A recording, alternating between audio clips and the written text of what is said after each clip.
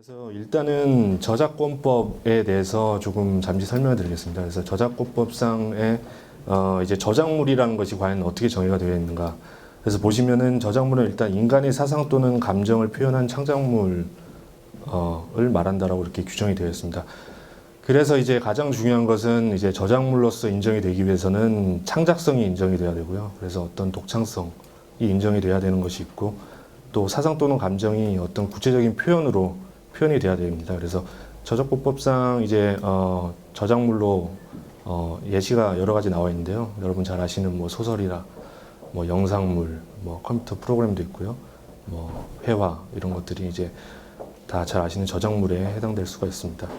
그래서 이 어떤 아이디어가 뭐 도용돼서 침해받았다고 해서 저작권 침해를 주장하기는 좀 어렵습니다. 그래서 아이디어가 어떤 구체적인 표현으로 이렇게 표현이 돼야지 저작물로서 인정을 받을 수가 있고, 그에 따라서 저작권 침해 여부가 논의될 수가 있을 것입니다. 그래서 이제 저작권이 여러 가지가 있는데요. 저작권법상 보시면은 이제 복제권, 전송권, 2차 저작물 작성권 등이 이제 실무상 많이 논의가 되고 있는 것이고, 이 2차 저작물 작성권이라는 것은 좀 특이한 것인데, 이 원 저작물뿐만이 아니라 원 저작물을 이제 가지고 이제 편집을 하거나 뭐 각색을 하거나 이렇게 해서 또 이제 부차적으로 파생되는 그런 저작물을 이용할 수 있는 권리와 제작할 수 있는 권리까지 이제 저작권자에게 주어진다는 점입니다.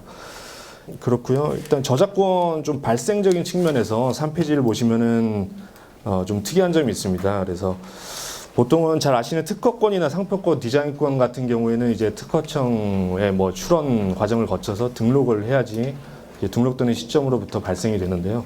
이제 저작권법상에서는 구체적으로 등록 절차를 요구하고 있지는 않습니다. 그래서 이 저작물이 창작되는 그 시점부터 발생이 되는 것으로 이해를 하시면 될 것 같습니다. 그렇지만 이제 저작권을 등록을 하게 되면 여러 가지 법률상 이점이 있을 수가 있는데요.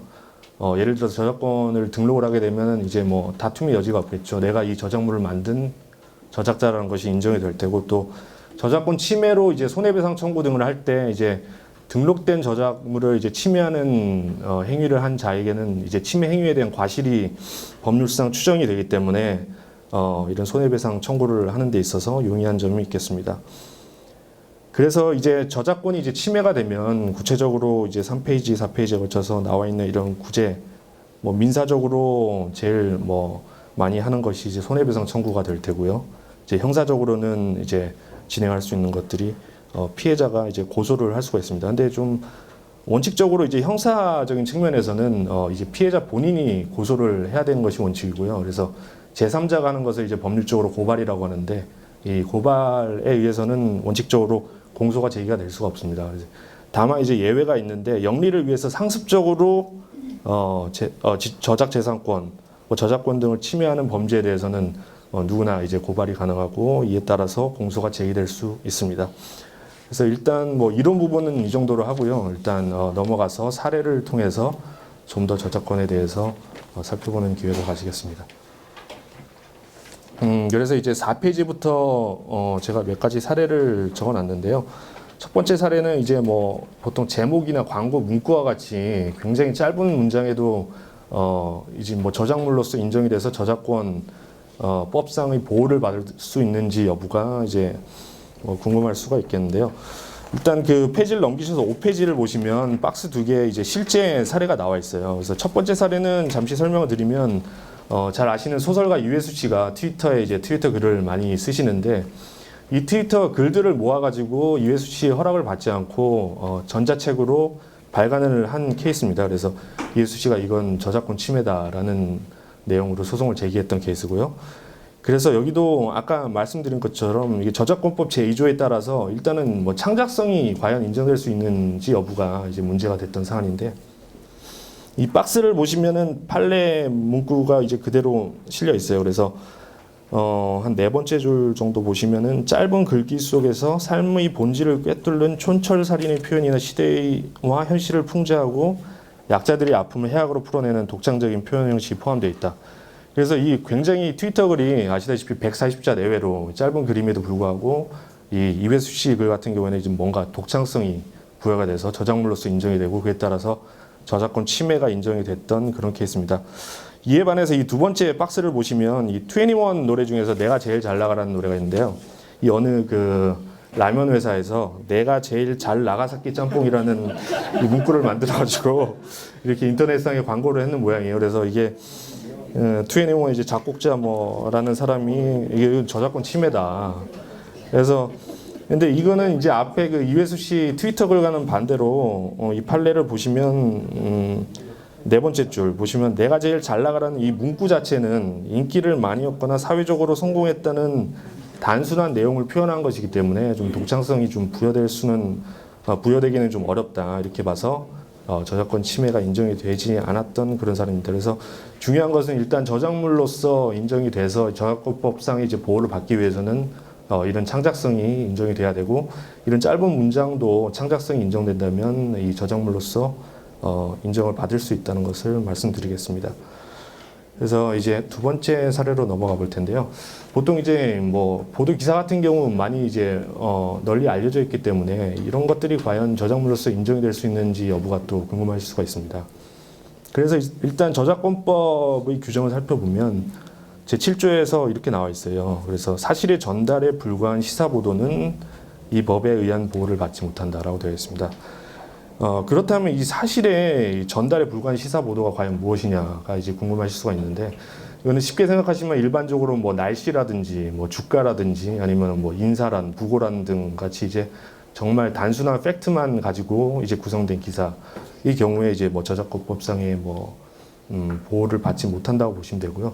그래서 일반적으로 뭐 기자들이나 이제 방송국에 그런 의견이 들어가서 뭔가 창작성이 인정이 된다면 보통은 이런 제한적인 기사들 말고는 일반적으로 실무상 많이 창작성이 인정이 되는 경우가 많습니다. 그래서 이런 부분들도 보도 기사지만 뭐 신문 기사지만 저작물로서 인정을 받고 저작권법상의 보호를 받을 수 있다고 생각을 하시면 되고요.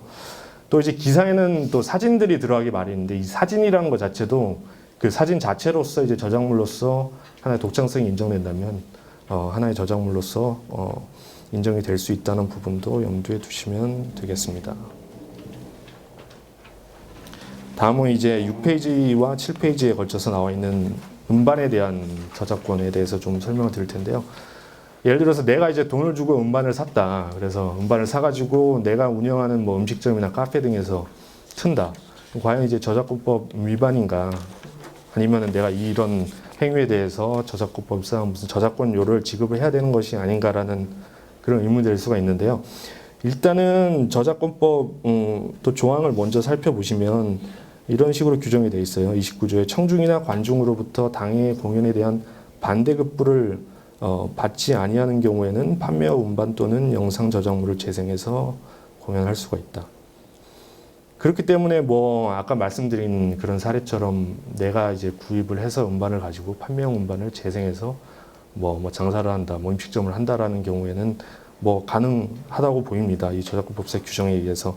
근데 이제 항상 법률 규정은 예외 규정이 있는지 한번 살펴봐야 되거든요. 그래서 이것이 원칙인데 예외 규정이 있어요. 그래서 다만 다음부터 보시면 이것을 보통 예외 규정이라고 하는데요. 대통령령이 정하는 경우에는 그러하지 아니하다라고 되어 있어요. 그래서 이 유인물을 보시면 1, 2, 3, 4, 5, 6번에서 이제 사례들이 나와 있는데요.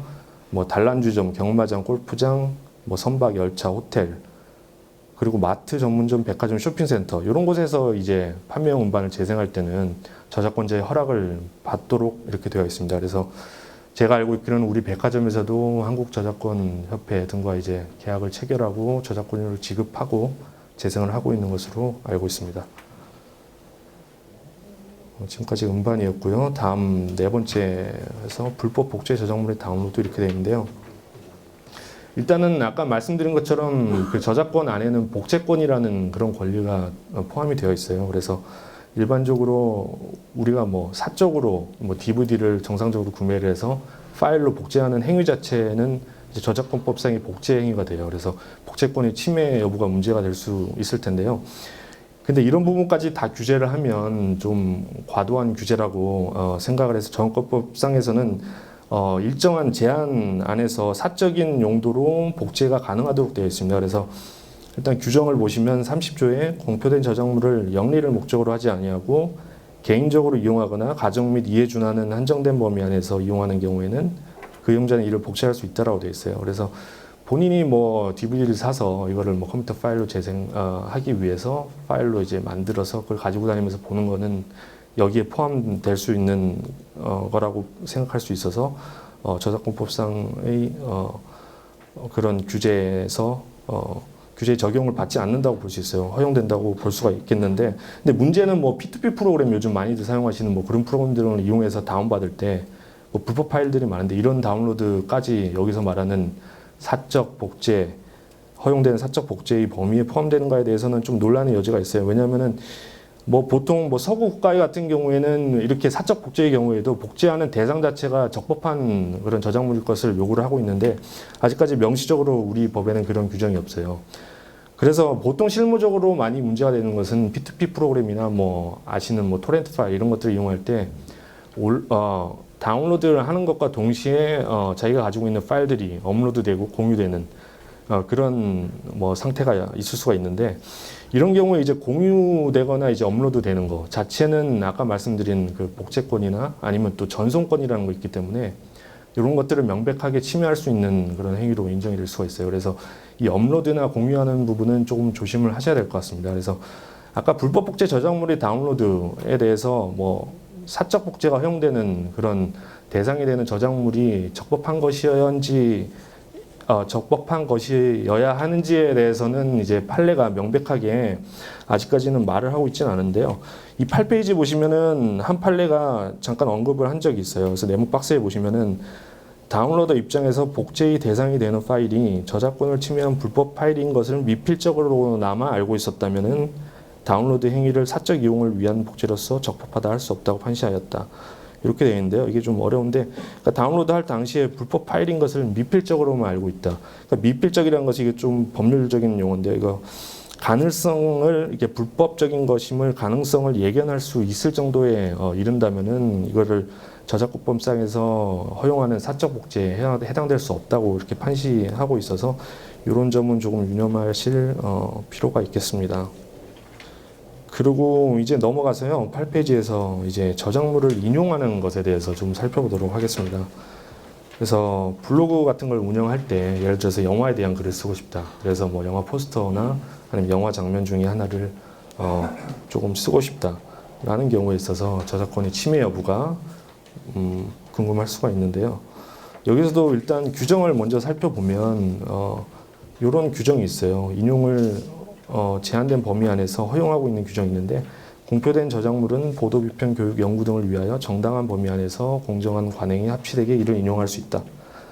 이렇게 되어 있습니다. 그래서 제한적인 상황에서는 인용이 가능하도록 되어 있는데요. 일단은 그러면 정당한 범위 안에서 공정한 관행이 합치되게 인용하는 것이 도대체 무엇인가에 대해서 궁금할 수가 있는데, 실무상으로는 이제 꼭 출처를 밝히는 것을 요구를 하고 있고요. 또 법원은 이제 인용하는 그 부분이 전체 부분에서 따져봤을 때 그런 주된 부분이 되어서는 안 되고 그 주된 내용을 뒷받침할 수 있는 그런 보조적인 역할을 하는 것에 머물러야지만 여기서 허용하는 인용에 해당될 수 있다고 판시를 하고 있어요. 그래서 주객이 전도돼 가지고 인용하는 내용이 완전히 주된 내용의 대부분을 차지한다고 하면 여기서 말하는 허용될 수 있는 인용의 범위에서 벗어난 것으로 볼 수가 있겠습니다.